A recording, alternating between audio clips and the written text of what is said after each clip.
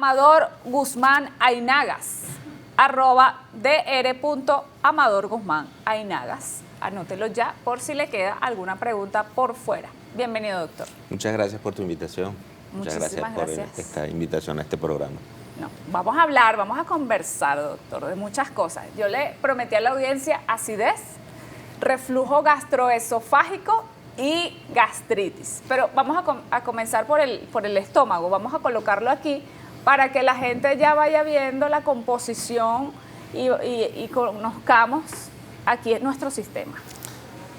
Bueno, sí, el diagrama nos muestra lo que constituye el sistema gastrointestinal básico. Primordialmente desde arriba, desde la parte superior, vemos el esófago, posteriormente el estómago y el duodeno. Esos tres órganos son quizás lo que más frecuente evaluamos porque es el límite de que tiene una gastroscopia o una endoscopia digestiva superior. La mayoría de los síntomas que se generan entre el esófago, el estómago y el duodeno pueden ser varios. Acidez es el término que se implica aumento de una sensación urente a nivel del epigastrio. Y por eso la acidez generalmente es referida a los pacientes que tienen enfermedad gástrica como tal, o sea, lo que llamamos gastritis. Para nosotros, desde el punto de vista, al evaluar endoscópicamente, colocamos gastropatía, porque el término gastritis implica quizás la parte de anatomía patológica que dice que hay células inflamatorias alrededor de la mucosa gástrica. Es decir, que la acidez puede ser un síntoma de la gastritis. La acidez puede ser un síntoma de la gastritis y generalmente se ve por hipersecreción ácida en la zona del estómago, por diversas causas que puedes tener. ¿Dónde se ve la acidez? ¿Dónde se siente? Más que todo debajo del esternón, al finalizar el esternón, lo que es el tórax, en esa zona primordialmente, es donde debería estar implícito la acidez como tal. Hay otro síntoma que es muy confuso a veces al momento de interrogar a los pacientes, que es la pirosis. La pirosis es la sensación que va antiurende que asciende hacia la orofaringe desde la vía digestiva. ¿Okay? Eso, cuando el paciente consulta por ese síntoma, primordialmente, sabes que debe tener alguna causa que venza la barrera normal de protección del esófago de las secreciones ácidas. Y eso se ve en la enfermedad por reflujo gastroesofágico como una de las cosas más naturales que está. Por otras causas puedes tener esa sensación urente, pero son por patologías distintas asociadas netamente a la patología esofágica. Ahora vamos a definir reflujo gastroesofágico. El reflujo gastroesofágico es cuando la secreción ácida transgrede el límite anatómico del esófago. El esófago tiene un epitelio distinto al epitelio del estómago como tal. El epitelio del estómago son células que son dispuestas en glándulas como tal, y el esófago tiene una cobertura especial queratinizada que permite que los alimentos y las secreciones solamente tengan la función de trasladarse desde la boca hacia el estómago, donde inicia el proceso de la digestión. Ese epitelio que está cubierto por queratina, similar al epitelio de las uñas, o sea, lo que tú ves, el color de las uñas, es lo que cuando una endoscopia ves que el esófago es un poco más morado, o sea, una coloración morada, y después pasa a una mucosa rosada que es la mucosa gástrica.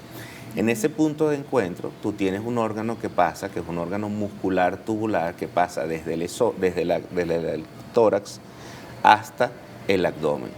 Eso, el mecanismo por el cual pasa es a través del hiato diafragmático, que es la separación que existe entre los dos diafragmas.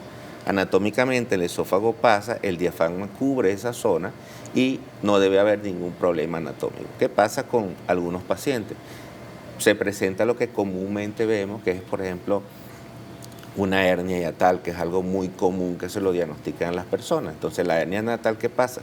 Es un espacio aumentado entre ese paso del esófago torácico al esófago abdominal que hace que la mucosa gástrica se proyecte hacia el tórax.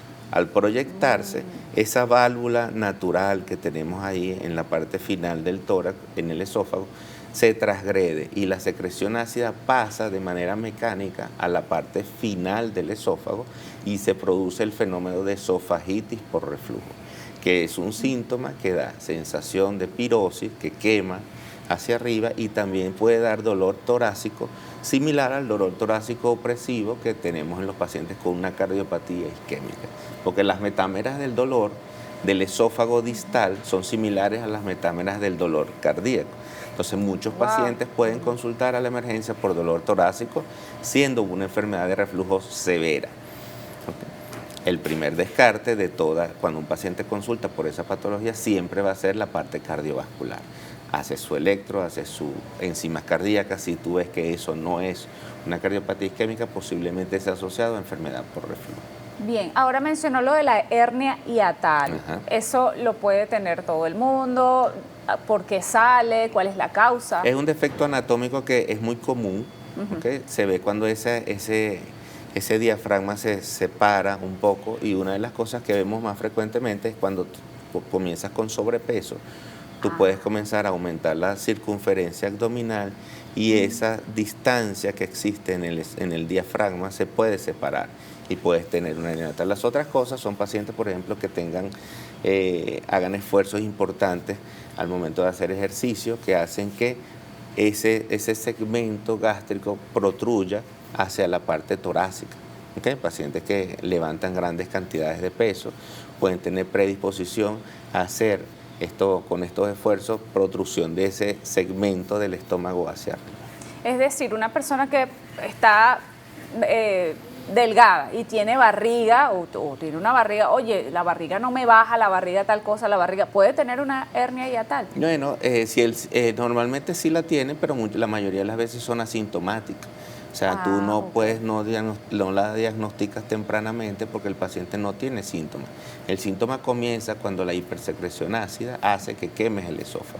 O sea, que transgredes ahí. Debe haber posiblemente de base algún proceso inflamatorio del estómago que haga que ese defecto anatómico asintomático por muchos años va a tener problemas de dolor torácico y va a tener enfermedad o esofagitis por reflujo. Normalmente la causa de la inflamación gástrica, que es la que hace que aumente la secreción ácida, puede causar que tengas ese fenómeno de esofagitis por reflujo. En esofagitis por reflujo o en reflujo gastroesofágico tienes otras cosas que muchas veces pensamos que solo el reflujo es ácido y por eso es el término acidez. Pero existen diferentes tipos de reflujo y uno de los reflujos, el otro reflujo que tenemos que no es el ácido, es el alcalino. Entonces podemos tener patologías o enfermedades que producen reflujo alcalino que quema el esófago también. Entonces, al momento de hacer los diagnósticos, lo más común es que ingieras antiácidos y mejores, porque el reflujo ácido es más frecuente. Pero en patologías específicas... ¿Y el alcalino? El alcalino se puede ver en pacientes que tienen enfermedades metabólicas. Una de las cosas comunes es el hipotiroidismo, que produce a veces reflujo alcalino, ¿no? Entonces, o que tengas patologías intestinales obstructivas o enfermedades inflamatorias del intestino delgado, de esa porción del duodeno que exploramos en la endoscopia digestiva, que haga que esa secreción biliar sea mayor, y esa secreción biliar que llega y transgrede hacia el esófago puede causar reflujo alcalino. Pacientes no mejoran con tratamiento estándar de enfermedad por reflujo, inhibidores de bomba de protones, inhibidores de anti-H2, medicamentos que se llaman prokinéticos.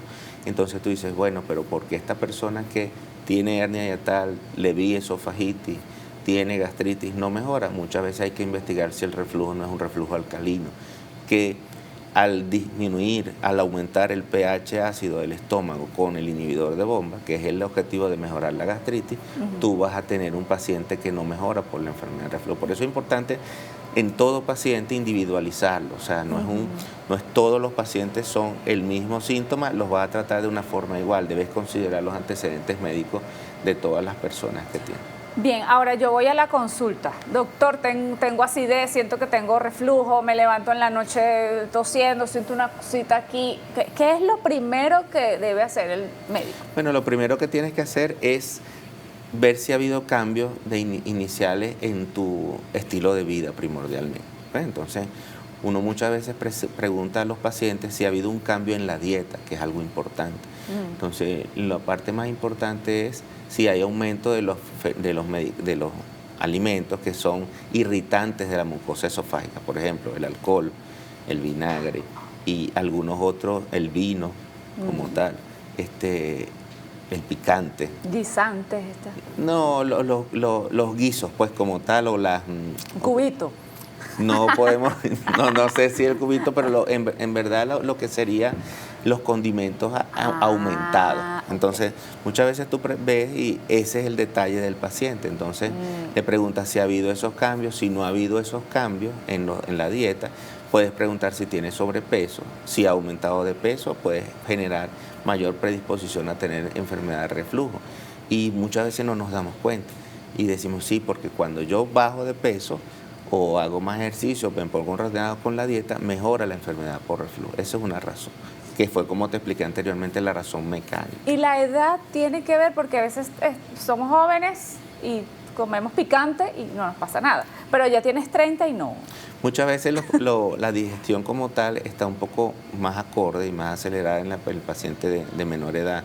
Se ve que los pacientes que tienen un poco más de edad, por disminución del tránsito intestinal como tal, pueden producir un mayor nivel de, ¿cómo diríamos?, de un estómago un poco más perezoso que no digiere adecuadamente las cosas. Entonces, puede ser que tengas más cantidad de interacción de estos fenómenos irritantes de la mucosa gastrointestinal o gastroesofágica que en la edad corta.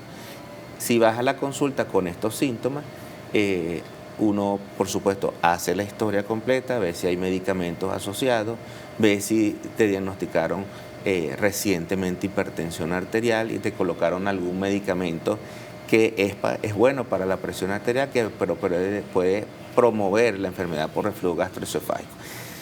Como parte de la anatomía, para explicar este punto, nosotros tenemos que el esófago está formado por dos tipos de músculos.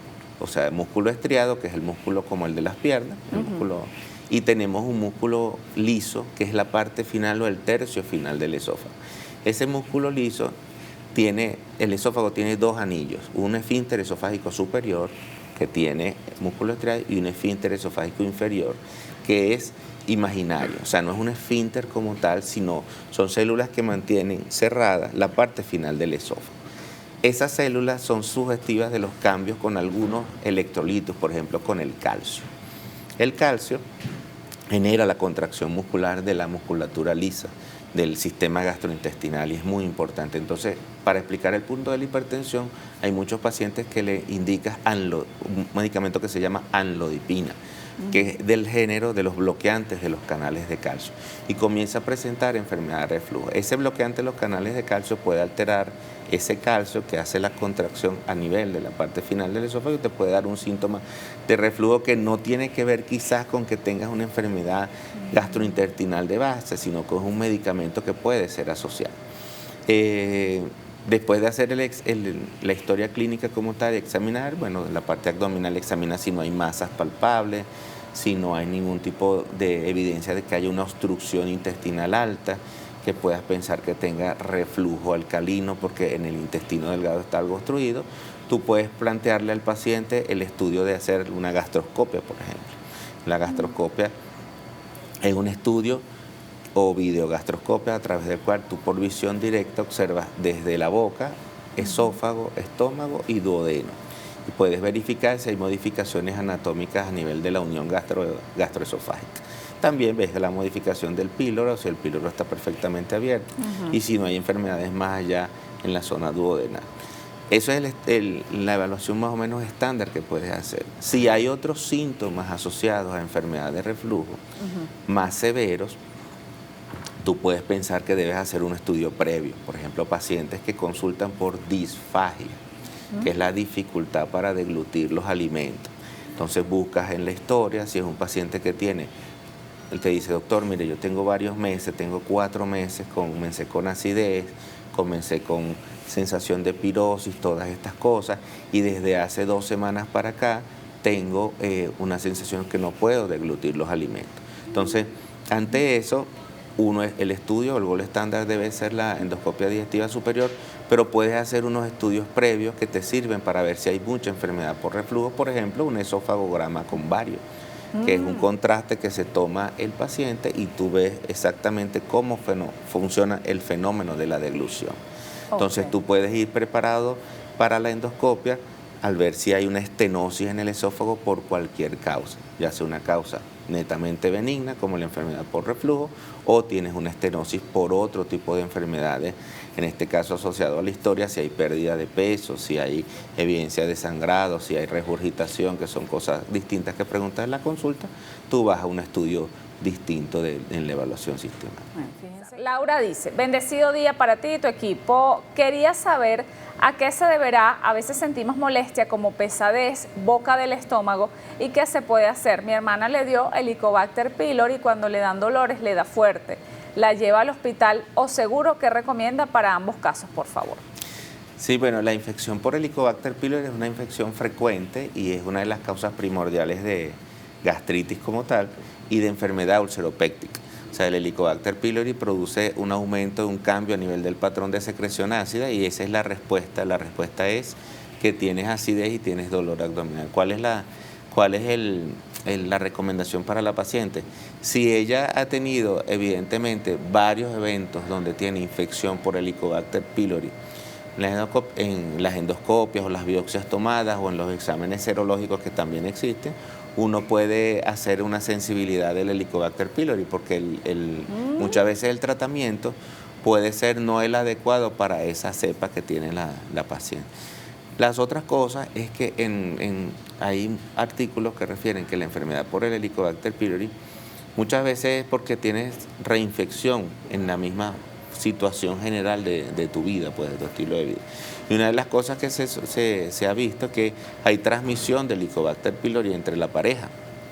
Muchas veces un paciente puede tener infección por el Helicobacter pylori asintomático, pero la pareja ser la que tiene la infección por el Helicobacter pylori a través de los cambios de secreciones puede ser que se reinfecte con ¿Es un virus? ¿Es una infección? No, es una bacteria. Es una bacteria. La bacteria que produce gastritis y enfermedad ulceropéctica. Se trata con antibióticos. Y se cura, Y se cura. La cronicidad del Helicobacter pylori se ha asociado a diferentes grados de gastritis y una de las cosas que tú buscas más en internet es que asociación del Helicobacter con el cáncer gástrico. Si hay por el esquema de inflamación crónica que puede tener un paciente con Helicobacter pylori, pasas de tener una gastritis aguda a tener una gastritis crónica y esta gastritis crónica produce atrofia gástrica, atrofia de la mucosa y en ese momento se puede producir displasia gástrica. La displasia gástrica es un salto genético, generacional de la glándula como tal, de la célula de la glándula que puede generar enfermedad neoplásica posteriormente. Por eso es que en la cadena de evolución de la enfermedad oncológica gástrica, del cáncer gástrico, uno de los parámetros que está a consideración son las infecciones por Helicobacter pylori crónicas. La dispepsia, el dolor abdominal y estas cosas que siente quizás la hermana de la paciente, hay que ver si no son asociadas a otras cosas, porque a veces no es que tiene Helicobacter pylori, a veces es que tiene una infección más allá en el duodeno. Por ejemplo, una cosa que es común son las duodenitis parasitarias o la enfermedad por Giardia, que te da esa sensación de llenura postprandial, distensión abdominal, flatulencia, eructo, que es distinto a la acidez que tienes por el Helicobacter pylori. Bien. Buenos días. Una pregunta. Tengo de hábito tomar una cápsula de omeprazol de 40 miligramos. ¿Es bueno o malo? Si no tiene indicación, no. Es malo. Es malo si no tienes indicación. Si no tiene indicación, no. Naturalmente, la secreción ácida produce varias cosas que son importantes, que la gente muchas veces no lo toma en cuenta. A nivel gastrointestinal se genera una cosa que se llama el factor intrínseco a través de las células parietales y eso genera que tú tengas una mayor absorción del hierro en los alimentos que estás consumiendo. Entonces, si no tienes indicación formal de tomar inhibidores de bomba de protones, que es el protector gástrico, no lo hagas. Mi pregunta, ¿por qué tengo episodios de acidez y luego dejo de tenerlos por muchos días y luego vuelvo a tenerlos? Bueno, como te dije al principio, hay que individualizar cada persona, hay que ver qué hace la persona cuando está en esos fenómenos de acidez, si tiene cambios en el estilo de vida o si es una persona que está asintomática y hace esos episodios diferentes de acidez. Cada paciente son preguntas distintas. Hay que estar pendiente de lo que comes, porque si te da, no te da, te da, no te da. Normalmente sí, a veces tú puedes pensar que la gente lo interpreta a veces como acidez y es un término que nosotros tenemos en gastroenterología, que es muy bizarro, como muy difícil de saber, que es la dispepsia. O sea, tengo una sensación de llenura, de malestar, me duele, a veces me arde. Y son cosas que a veces no se ven por enfermedad ulceropéptica, sino se ven por otro tipo de enfermedades, pues, o asociaciones con algunos alimentos también. Es muy común que pacientes con alergia al gluten o al trigo como tal, o alergia que tengan a la lactosa, pueden tener síntomas similares a acidez o interpretarlos como acidez. Quisiera saber de qué será el dolor debajo de las costillas, de la costilla izquierda, y algunas comidas me producen gases. Aparte, no puedo a veces doblar porque siento como un bulto. Bueno, no sé si podrías poner la imagen de la anatomía del sistema gastrointestinal. Vamos a colocarla, para explicarle Ya la vamos a colocar para explicarle a Alejandra. Alejandra, atenta. Alejandra, en el segmento izquierdo, aquí donde tienes normalmente el estómago, el dibujo es un gráfico como tal, está rechazado un poco más hacia la línea media por el vaso. El ángulo izquierdo del colon, que se llama el ángulo esplenocólico como tal, él puede ser lo que cause la sensación de llenura y el bulto cuando te doblas o te sientas o estas cosas, porque sí. En el ángulo izquierdo está metido hacia la parte subcoctal del lado izquierdo como tal. Ajá, eso que está allá. Exactamente. En esa zona falta en el dibujo, el diagrama, el vaso, que es un órgano sólido, que también puede ser ver asociado a crecimientos por algunas razones, y esa sensación del bulto y dolor es la compresión del vaso sobre el ángulo esplénico del colon.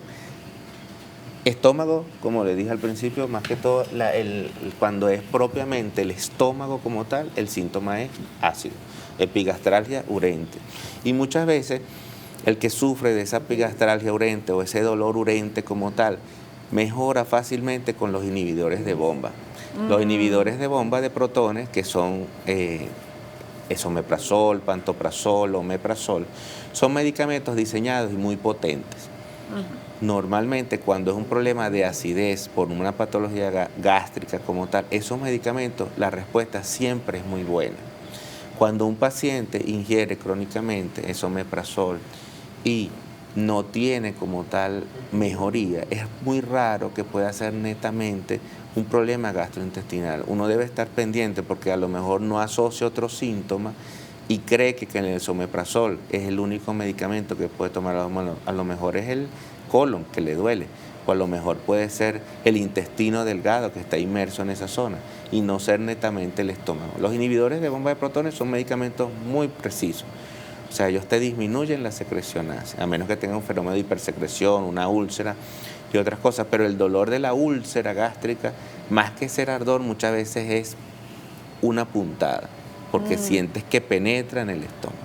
El cólico y otras cosas son otro tipo de vísceras que están implicadas en la causa del dolor. Y el paciente puede decir, mira, me tomo el protector gástrico y no me mejora, porque a lo mejor no es una gastritis como tal, y son otras cosas que puede tener. En la mujer hay muchas cosas, adherencias por cirugías, por ejemplo, enfermedad diverticular del colon que produce retardo en el vaciamiento del colon y sientes mucha molestia hacia el lado izquierdo, y lo identificas, pues, pero eso es individualizar cada caso. Claro, de hecho usted me comentó, el doctor, la endoscopia digestiva superior, la que usted le llama endoscopia, el video gastrocopia y la endoscopia digestiva inferior. Tres cosas distintas. Sí, esos son los estudios que tenemos, o sea, que son para la evaluación gastrointestinal, acompañado del eco abdominal. El eco abdominal también es importante y es una cosa muy común, porque hay pacientes que te dicen, tengo una sensación de llenura, doctor, cuando como granos y grasas. No tolero esto, me da dolor abdominal, náuseas y vómito. Tú le preguntas, ¿ese dolor es como acidez? No, es una sensación de pesadez, de cólico. Entonces, una de las cosas más fáciles de hacer, bien dirigido, es el eco abdominal. Entonces tú descartas muchas cosas que pueden dar dolor abdominal en la zona del epigastrio no urente. Entonces, la patología vesicular, la litiasis vesicular, los cálculos en la vesícula como tal pueden darte un síntoma similar. Y el origen del dolor por el cólico biliar aunque la mayoría de la gente lo refiere hacia el lado derecho, debajo de las costillas, el inicio del cólico biliar siempre es en el epigastrio y después corre hacia el lado derecho porque es donde está la vesícula. Mi pregunta, mi hijo le dio la bacteria Helicobacter pylori y quedó con mucha pesadez estomacal y ardor. ¿Qué me sugiere hacer? Le dio la bacteria Helicobacter pylori en temporalidad, no tiene mucho valor, porque tú puedes haber tenido infección por Helicobacter pylori hace 3 años, 4 años, y puede haber sido que te la trataste, pero haces resistencia por Helicobacter pylori o reinfección. Hablándonos de Helicobacter pylori, la pesadez en el estómago normalmente se ve por inflamaciones del intestino delgado que está más cercano al estómago, que es el duodeno.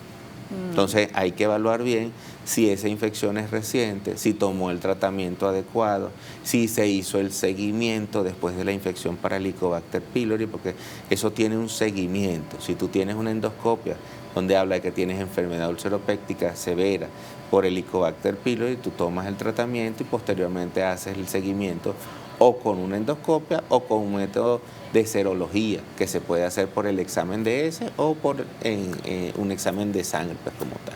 ¿Okay? Vamos a continuar con sus preguntas.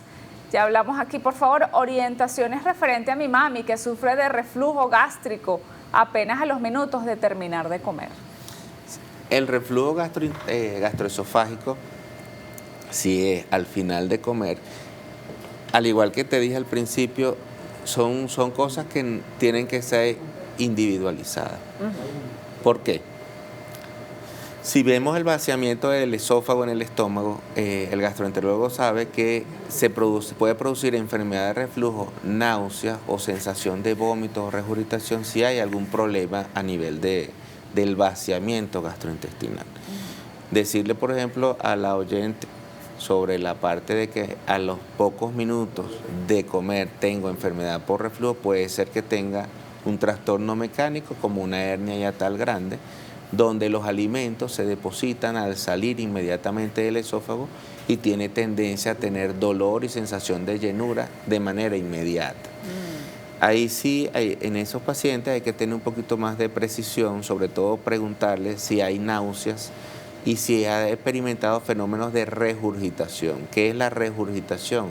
Es cuando el alimento no ha llegado a la cámara gástrica y viene desde el esófago, que puede estar dilatado por una obstrucción y lo regurgita parcialmente digerido. Entonces, también las náuseas y los vómitos postprandiales, que es el caso de la paciente, tienes que interpretar si hay algún tipo de obstrucción en el estómago en la parte alta.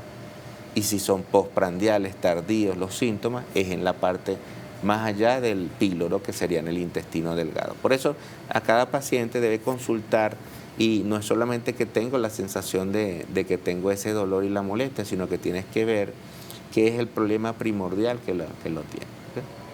Siempre estoy llena de gases, eructo todo el día y así coma poco, siento mucha llenura y falta de respiración, como cuando se come mucho. ¿Qué será? Bueno, después del vaciamiento, cuando tú comes tienes que tener distensión de la cámara gástrica, pero eso es puntual y temporal. Hay que considerar que el vaciamiento gástrico puede estar enlentecido en esta persona por cualquier patología. En los pacientes diabéticos tienen una enfermedad que se llama gastroparesia, que el estómago se contrae de una manera más lenta y entonces la sensación de llenura es mayor. La sensación de llenura y la sensación de dificultad para respirar, que es un término común que dicen muchas personas, que voy a ponerlo en el caso de las mujeres, como lo dicen, me siento inflamada, que no puedo respirar. Eso normalmente se ve cuando hay colitis o cuando hay inflamación del colon. No es un dolor que te da acidez, pero sientes una sensación de que por una comida la distensión del colon y del intestino delgado es mayor. Eso se ve más asociado a patología de intestino irritable, considerando el caso de que no hay otras enfermedades asociadas. Y considerando lo de los eructos, dice que eructa todo el día. Claro, porque la cámara gástrica se llena de aire. Vence la resistencia de la parte final del esófago y el paciente eructa aire y se siente mejor. Este paciente seguramente se siente mejor cuando toma algún antiflatulento. ¿Okay? con respecto a los antiflatulentos, muchas veces tú ves que dice, después de las comidas, toma el antiflatulento. Y quizás debes tomarlo antes de las comidas, porque tú necesitas esas enzimas para que mejoren la digestión o la evolución de la digestión. O sea, puede tener también un problema de disfagia. No, la disfagia es dificultad para tragar, El para sistema deglutir desde arriba. No, pero solamente lo que va al esófago. Disfagia. Dispepsia es esa sensación de llenura bizarra, esa distensión abdominal, esa sensación de náuseas y esas cosas que no es acidez, pero es un síntoma gastrointestinal. Cristina dice, Yero, he leído que los protectores gástricos no son tan beneficiosos, que lo mejor es tomar agua. ¿Es cierto? Bueno, depende de cada patología. Si tiene una enfermedad ulceropéctica con una úlcera por Helicobacter pylori, yo creo que con agua solo no va a mejorar. Evidentemente, todo medicamento tiene su indicación. Todo medicamento tiene su indicación. Si usted tiene enfermedad por reflujo, tiene acidez, lo primordial es consultar al médico.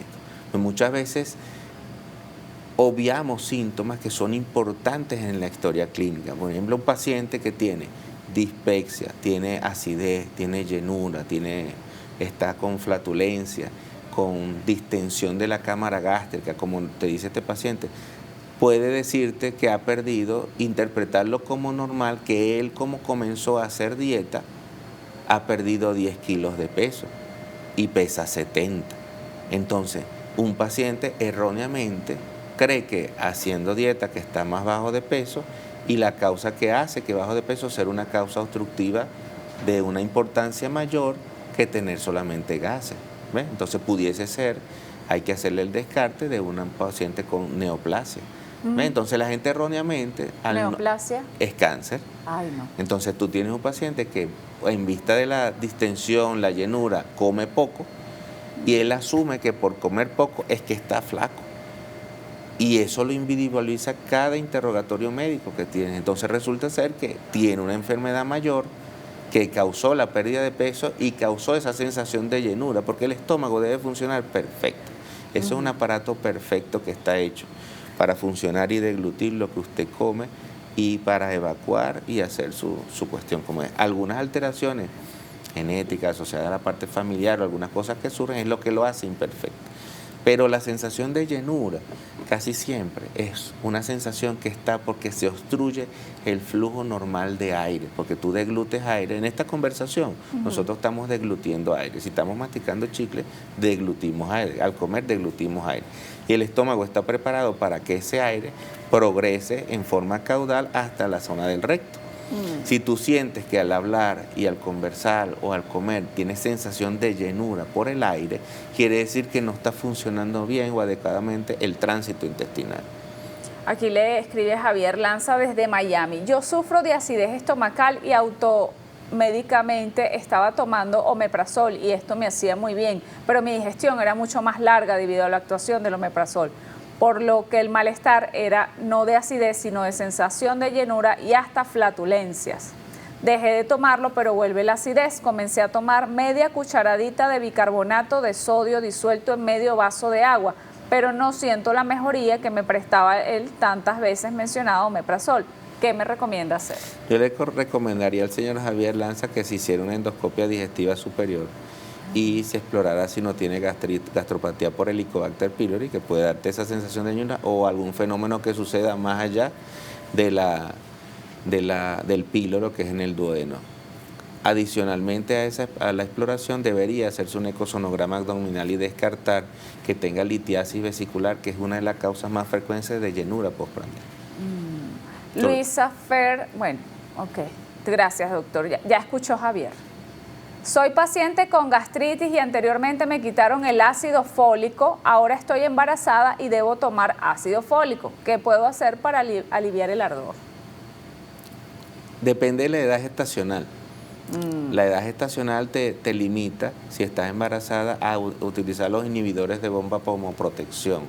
Después de las 20 semanas de gestación se asume que no hay peligro de malformaciones asociadas a ningún medicamento y pudiese usarlo si es de emergencia. Pero para las mujeres en embarazo, lo que se recomienda son los protectores de barrera, que son los protectores son los antiácidos de barrera que te tomas como una suspensión. Hay unos que son netamente para bajar el grado de acidez y hay otros que son para mejorar la acidez y mejorar el tránsito intestinal. Su médico tratante, su ginecólogo de control o su obstetra de control sabrá que hay momentos para tomar el ácido fólico que necesita para el crecimiento normal de su bebé y eso tiene que ser alejado de la toma del protector gástrico de estos antiácidos porque inhiben la absorción del ácido fólico. El ácido fólico, la presentación no te va a producir acidez como tal, debe tener algún otro desorden ahí. ¿Okay? Fina dice, buenos días doctor, ¿se puede operar la hernia hiatal? Mi esófago está muy abultado y ya casi no me da apetito y siento náuseas al comer y mucha llenura, así coma poco.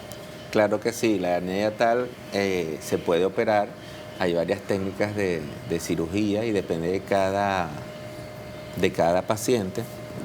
Como te dije, individualizando cada caso, tú puedes plantearle una cirugía de un tipo o de otro a cada paciente. La hernia hiatal es como te dije, una protrusión de la mucosa gástrica, parte de la cámara gástrica hacia el tórax, que hace que hagas como un reservorio y generes más enfermedad por reflujo en esa zona. Y tengas reflujo, tengas sensación de llenura, dolor y todas estas cosas. Hay varias técnicas para operar la hernia hiatal, pero toda la hernia hiatal debe ser evaluada de manera completa para tener éxito en la cirugía. No es solamente hacer una endoscopia, tengo una hernia hiatal y me voy a operar, no. La hernia hiatal debe estudiarse con 3 estudios primordialmente. ¿Okay? El primer estudio, la endoscopia, puedes ver la hernia hiatal directamente. El segundo es el esofagograma, que lo nombré anteriormente, que es el estudio radiológico donde tú observas si hay reflujo como tal, porque tengas la hernia hiatal, y segundo, si hay una dilatación anómala el diafragma, ya está, el estómago. Entonces, la hernia hiatal es algo similar a esto, aunque esto es una hernia paraesofágica, la que está aquí. A ver, es paraesofágica. Exacto, la paraesofágica porque es la hernia hiatal, el estómago no queda completamente ahí, sino que es que protruye hacia allá. La paraesofágica es esta hernia que se pone a un lado del esófago como tal. Y a veces esta puede ser una hernia que es subdiafragmática, pues está debajo del diafragma y pasa a la parte superior. La hiatal es como que tú, te digo, vienes bajando y el estómago protruye, pero él se devuelve. Ay. Cuando tú lo pasas, devuelve para acá, pero mientras estás en reposo, él va a estar devolviendo tanto secreción ácido como causando sensación de llenura. Okay. El otro estudio que es determinante en el éxito de la cirugía de hernia hiatal es la manometría esofágica con impedancia. La manometría esofágica es necesaria porque tú necesitas saber cómo es la contracción del esófago general y ese es un método que a través de una sonda que comienza nasogástrica pasan un medidor de presiones donde te dicen cómo se contrae el esófago. Es importante saber si el final del esófago, que es el tercio distal, que está con músculo liso, tiene cierto grado de reserva para la contracción, porque hay muchas veces cuando son esas hernias hiatales de progresión crónica, la reserva del estómago, del esófago distal es muy poca. Y la hernia hiatal, si haces la cirugía no adecuada, vas a tener problemas del vaciamiento en esa zona. Entonces, determinante para si tienes una hernia hiatal, tienes síntomas de reflujo, tienes tos nocturna, tienes dificultad para deglutir los alimentos por la esofagitis. Normalmente si eres paciente joven, que no vas a estar 50 años tomando protectores gástricos con prokinéticos, tiene sus indicaciones formales, pero adecuadamente estudiadas. Esofagograma, endoscopia digestiva y manometría esofágica con impedancia. 3 estudios. Son 3 estudios para garantizar el éxito de la cirugía. Bien, bueno, Fina, son 3 estudios. Rosina le pregunta que si es cierto que el protector gástrico produce pólipos. Sí, producen la ingesta crónica de protector gástrico, pero vamos a poner de inhibidores de bomba de protones, que son los protectores gástricos. Hay 2 familias, ¿no? Hay familias que son los anti-H1, que son la ranitidina, la famotidina y la cimetidina, que eran los antiguos, y están los inhibidores de la bomba de protones, que son el esomeprazol, pantoprazol, lansoprazol y omeprazol. Inhibidor de bombas de protones. Así se llama, ay, IBP. Bueno, ay, Dios, cuando vaya a la farmacia, por favor, me da una caja de inhibidor de bombas de protones. Bueno, porque lo más común es pedirlo por el nombre que sabe. Eso, dame un omeprazol, un esomeprazol, eso es lo más común. Pero hay otros que también son antiácidos, que son los anti-H1, que son otro tipo de medicamentos con la ranitidina, que es muy efectiva para muchas personas. Sí produce la tendencia a la ingesta crónica a producir pólipos gástricos en la mucosa del fundo, en la parte superior del estómago, que se llama el fundo, se pueden producir pólipos gástricos, pero no se ha determinado que ninguno de esos pólipos sean de evolución en la enfermedad maligna, a menos que tengas un paciente con genética o antecedentes familiares de enfermedad oncológica de las vías digestivas, donde tendrías que tener un poquito más de cuidado. Pero el pólipo como tal de las glándulas fúngicas, por hipertrofia del mismo, por el inhibidor de bombas, normalmente se reseca y no pasa a mayores desde el punto de vista. Pero sí produce pólipos fúngicos. ¿Sí? Pólipos fúngicos hiperplásicos a veces son reportados en las vías. Por favor, ¿me podría dar consejos para el colon irritado? Bueno, no era la intención del programa, porque estamos llegando al colon, que no es causa de acidez. ya ese es otro. Sí, el colon irritable o intestino irritable tiene muchas vertientes, ¿no? Tenemos la vertiente de lo que es la parte alimenticia, tenemos la vertiente de la condición de cada persona como tal, porque no es solo colon irritable, es intestino irritable, intestino delgado y grueso. Ya te vamos a enviar el programa del colon. Nosotros hablamos aquí del colon y la doctora decía, el colon que no se evalúa a los 50 puede ser el cáncer de los 70, ¿ok? Así que mucho cuidado con eso. ¿El uso prolongado de protectores gástricos tiene alguna contraindicación? Sí. Si no se lo mandan, recuerden, si a usted no se lo está indicando un médico, no. Mi hijo está muy doblado debido a que tiene cuadriplegia y parálisis cerebral. Pero sí tiene problemas fuertes estomacal, sufre mucho del reflujo, no mastica las comidas, ahora no le han querido hacer la endoscopia, es frustrante porque no habla, no se expresa, solo grita. Y me dice duele y corrijo, no se expresa, habla muy pocas palabras, tiene hernia hiatal, solo le envían protector gástrico, Leprit y ¿Otro? Metoclopramida. Ajá. Que es irtopan o antieméticos. Pues, ha vomitado negro, dice. Bueno, para la señora que lamento por su hijo con paraplegia, el tránsito intestinal siempre va a estar alterado en esos pacientes, porque la conducción nerviosa desde la parte cefalocaudal está alterada. Generalmente son pacientes que están en posición en cama. Y que pueden tener, basado en que han perdido masa muscular como tal, pueden hacer esas hernias diafragmáticas o hernias hiatales que pueden condicionar esta enfermedad por reflujo. Cuando un paciente tiene esta condición, sí, evidentemente, y ha vomitado negro, pudiese ser que tenga una enfermedad ulceropéptica severa y la sangre, al estar en contacto con los ácidos gástricos, se transforma en lo que se llama hematemesis, que es el vómito negro. Y la evacuación es tipo melena, que es oscura. ¿Cuál sería la indicación de este paciente? Hay que hacerle la endoscopia y descartar que haya un daño mayor en la mucosa gástrica. Al hacer esta endoscopia y ver la cantidad cuantificar el grado de la hernia hiatal, uno puede sugerir a estos pacientes la sustitución de la vía enteral normal, ¿okay? Si es tanto problema por dolor, con una sustitución por una vía distinta, que es la colocación de gastrostomos, ¿no?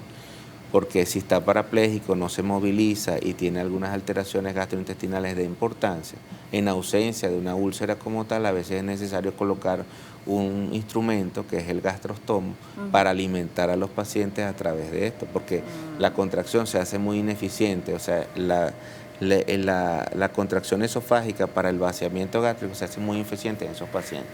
Y para garantizar nutrición y evitar pérdida de la masa muscular, muchas veces se tiene que sustituir no con una sonda nasogástrica que produce más daño, sino un gastrostomo que va directo al estómago, y a través de eso su mamá le puede colocar todos los alimentos y la parte nutricional, además de los medicamentos que tiene, en ausencia de que tenga una enfermedad gástrica importante, porque si tienes una úlcera gástrica no diagnosticada y no puedes meterle un gastrostomo a través de la piel. ¿Okay? En esos pacientes, bueno, dependiendo de la condición neurológica de él, también se puede ver si tiene posibilidades de operarse con el estudio adecuado de la parte de la hernia yatal. A veces la gente dice que tiene hernia yatal y no lo tiene. A veces es una hernia subdiafragmática por la condición general que tiene cada paciente y es una cirugía totalmente distinta. Entonces, la referencia para esto, llevarlo con su médico tratante, tratar de buscar la manera de hacer la endoscopia digestiva y tratar de diagnosticar si hay una enfermedad avanzada. Si tiene Helicobacter pylori, por ejemplo, no le quieren hacer la endoscopia y sospecho que tiene Helicobacter pylori y esa es la causa de la enfermedad ulceropéctica y produce hematemesis, puede hacer una serología, un examen de sangre donde pida la IgM para Helicobacter pylori, que es la infección aguda, o determinar un examen de ese y poderle dar tratamiento para la infección por Helicobacter, que siempre lo va a aliviar antes del momento del endoscopio.